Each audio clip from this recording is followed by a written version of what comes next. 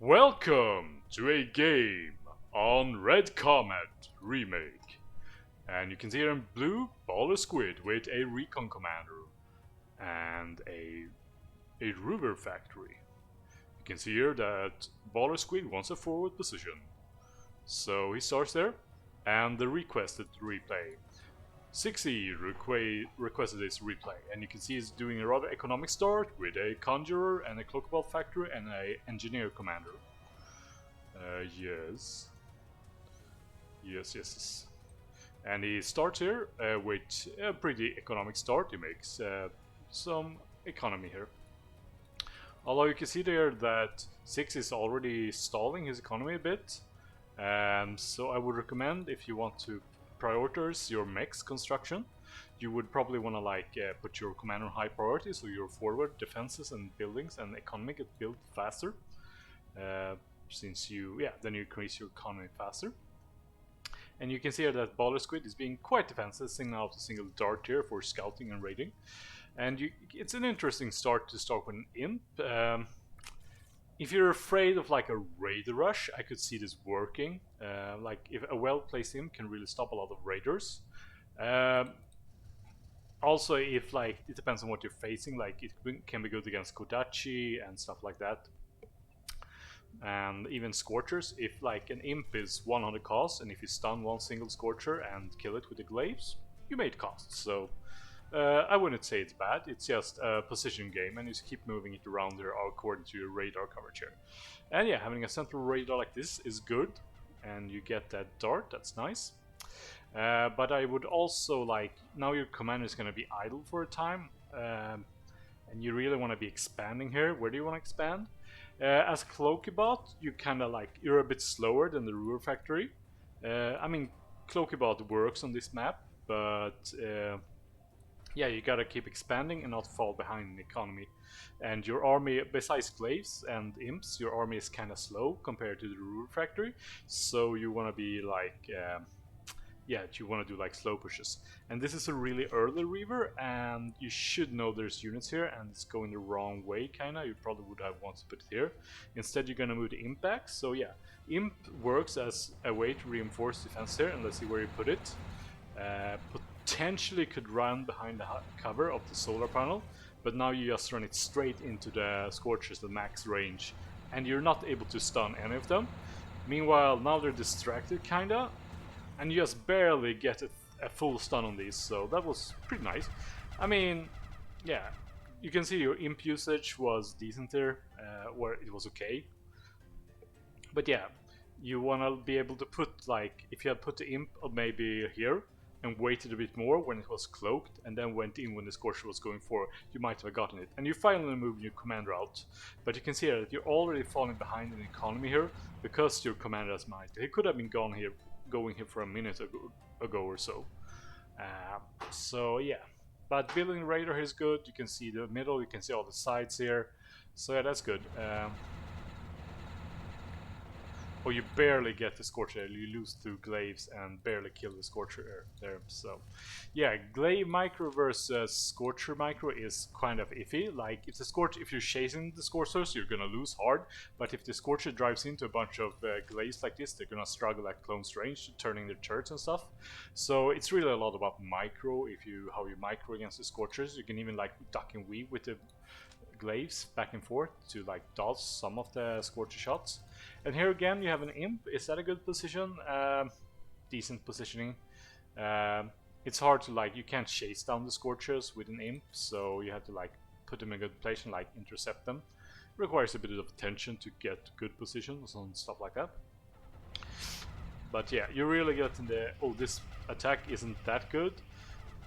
Yeah, you get one Scorchers and a Picket, but then a Ripper and a Commander and a Lotus turret. Yeah, that wasn't a good attack. You lost quite a bit of value there. And you should also be careful chasing Rippers. You can see here that when you're chasing units, oftentimes when you're chasing units, the enemy is actually going to outrange you.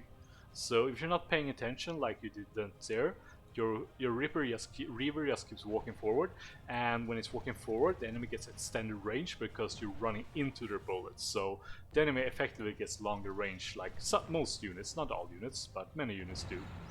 Uh, and yeah, you're trying to multitask here, and you get the scorches there, and you're getting this one.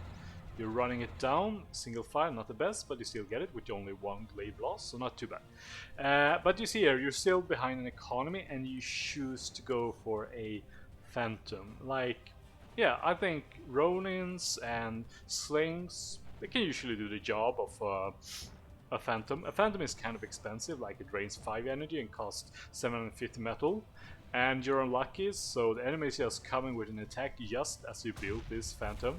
You get one Scorcher with your Phantom, but then the enemy is gonna like spot it and you're gonna lose it, the Phantom. So it's kinda unlucky, your units were kinda out of position, so yeah. Meanwhile you get this Ripper. So yeah. Yeah, you can see here now that you can see here how far the enemy is heading you. They're getting ahead, they have more metal income, and they're using their metal as well, so you're getting really far behind. You make a little bit of a run in here against enemy. Now you can see it, you're kind of kiting with range. The Ripper was trying to chase the Reaver down, and now you shot the Reaver without being able to shoot back, and you get another one, so that's a good trade for you. Now you're almost even in attrition, so that's pretty good. Like, you killed as much value as your opponent has, so that's good. Meanwhile, you're going here, and going this much forward against Scorches is always risky. Like, even 3 Scorches can potentially kill your commander if you're lonely, and Baller Squid does the right thing and just go in for the kill and sacrifices his Scorches. So that was a good sacrifice by Baller Squid. Could you have been more prepared for it? You could have had Lotus Turret, you could have seen the Scorches incoming on radar and retreated earlier. There's a lot of potential here. Now you can see you're running into the Ripper with a low health Reaver and it dies. And you're sending a low health Reaver forward there against the commander and it dies, just doing a little bit of damage against the commander. So yeah, small things like this can actually lead to big swings in value. So yeah, and the enemy is also pretty smart here. They're making a lowered caretaker here. So you can see here, you can't really fire it from above. So you have to get really close to it, destroy it, and that's gonna give a big reclaim field here for the enemy to just reclaim here. So it's in range of the commander wreck as well. I think your unit composition, besides that Phantom, was pretty good. The Phantom, losing that Phantom was a big blow to you. But yeah, Ronins, some Reavers, it's a slow composition but it works, and some slings and some glaives to protect the flanks and stuff like that. Yeah, it's always good value. And here you should be able to see this incoming Scorcher ball coming here. You don't have a Lotus turret here, and you don't really see them here, so maybe it's a bit risky to put him far forward and protect his mechs. If you knew that, you would probably go forward a bit and try to protect your mechs. But yeah, it's a positioning game with the imp. It takes a bit of attention. Sometimes like the enemy is just passing next to it, and if your imp is just sitting here, they're just gonna pass just above it or something, and you're not gonna stun them. So quite often you have to micromanage your imp. And this is a lot of Scorchers coming there, so yeah. And you're expanding greedily here, but you're getting away with it. It's also a bit easier, let's see here, for this attack. So yeah, if your imp would have been more forward here, and you would have some glaives to follow up, you could have get some decent stun off. But instead you're gonna be patient, and you're gonna wait for them to be in the perfect spot. And you get almost all of them, so that was a really nice imp, even though you sacrificed this little expansion, so at least you get a good cleanup. So imps can potentially be really dangerous.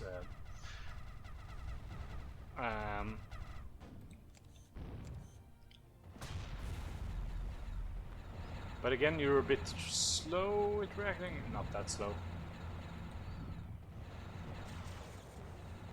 Yeah, but if you look at the total value here, you're really far behind now. You can see here that the total value is really far behind. After you lost you started to get behind because of the economy already earlier in the game, and then you lost your commander, and now it's just downhill from here. So yeah, at this point you're probably too far right. I'd say Baller Squid is playing pretty well. Like, you can see his expansion here. He's playing pretty safe, like building a few Lotus turrets like this on expansion gets your mind off. A Stinger in the base, kind of weird. You could just have an extra Lotus turret or two instead, I think. But yeah, Baller Squid is playing pretty well. He's not harassing you much. You got away with expansion unharassed, but your expansion was also really slow, so the animals were expanding pretty safely towards the back and such. I think the expansion pattern was something like this, so that was a pretty safe expansion. And yeah, you didn't expand, you let your command break idle, so yeah, you got a bit behind from that. Meanwhile, yeah, this is a good composition against Cloakybot. Cloakybot can sort of struggle dealing with this. It's about mass, and if you can repair your Zeus and make them lead the way, you're gonna have good trades with this kind of unit composition against Rovers. They're a bit slow, but they work. Knight is pretty good, Reaver is pretty good. Reaver also self-heals if it takes a bit of damage, if you survive. So yeah, and some Ronins for skirmishing against, yeah, like Rippers and stuff. Yeah, it's a good composition. The Phantom doesn't have good targets right now. Like, Rippers are good targets, but it's mostly gonna fight Scorchers, so not many good targets out for the Phantom. Like a Stinger is decent.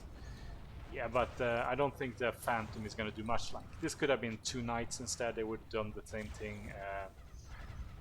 Yeah, a few slings, like 3-4 slings if you want to kill defenses without having to sacrifice glaives. It's also a choice, like, what do you do in a situation like this? Do you run in with the glaives? Glaive tend to die and not survive so much, so they're not going to add much value if you just keep them in an army like this. They're just mostly gonna run forward. They die against Lotus Turret, they die against a Stinger, or die against Scorchers or Rippers. So yeah, you probably don't wanna, if you wanna use Glaives with an arc composition like this, you wanna put them on the flank and try to like go in and harass and stuff like that. So, stuff like that. Now you get a nice imp again. Yeah. So that's nice. Yeah. But yeah, now you're horribly far behind, as you can see. If you're, it's also like, I can see your line drawing pretty much, this army all around, so yeah. But yeah, there's, yeah, if you don't put the Reaver on the right position, you're gonna lose like units. You can, even if you want to just line move across like this, you can try to like put the Reaver so you have a balanced line, so that units doesn't get like, so that the Knight isn't completely alone and the Ronins aren't completely alone. So even if you just line draw, you can kinda manage that if you just move the Reaver over to the side manually and then line draw all the units. If you want to do it really advancedly, you put all the units in the same control group and stuff like that. I mean, different control groups. So you can keep like the Knights and Reavers together and spreading the line, and have the Ronins come back forward and have the Glaives flank and stuff like that. So yeah. Yeah. Would I recommend mixing in Phantoms? They're expensive, they work. Slings do the same thing, kinda. It depends. They don't. Well, slings don't hit units, so yeah, it really depends. Also, the Bane, if the enemy gets to Phoenix to make an airplane plant, you're really gonna struggle against Phoenix. Most of the Cloakybot units are quite susceptible to Napalm bombers, but yeah, the game was over long before this happened, so yeah.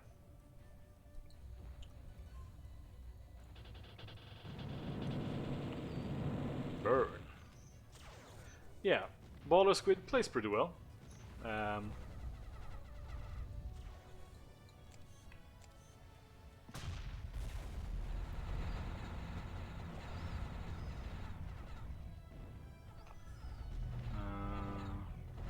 Now the enemy is adding some dominatrix, dominatrix or something, to the unit composition. So yeah, a Phantom is good against dominatrix if it can get a shot off. So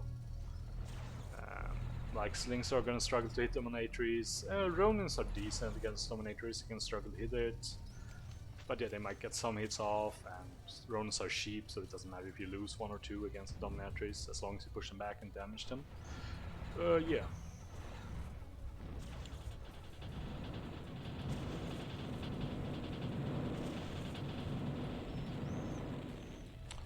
And is your factory gonna burn down? Yes, it is. Yeah, Baller Squid played pretty well. So yeah, if we look at metal produced, yeah, you started falling behind the metal produced quite early in the game, and if you look at here total value, yeah, you fell behind. You also lost a bit more value there, but then you catch back up in value killed and value lost. Um, but yeah, then you just kept, you didn't expand enough, and you didn't keep your commander on high priority when he was expanding, and your commander was idling for quite a bit.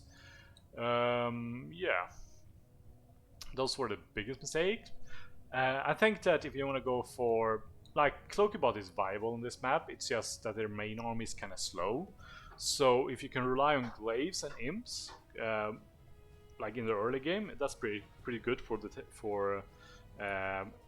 for expansion and defense and raiding. So yeah, it's a good combo, and then you can build up more slower army in the middle of the game, like Ronins. Knight is pretty good against Reavers in general. A few Reavers can be nice, but then you also want to keep, you don't want to mix in the glaives with your main army, because they're just gonna run ahead and die. So you want to keep the like glaives on the flanks or something, or send them in if you feel like you're gonna get overrun by Scorchers or something. Yeah. So yeah, those are my tips to you. Good luck and have fun.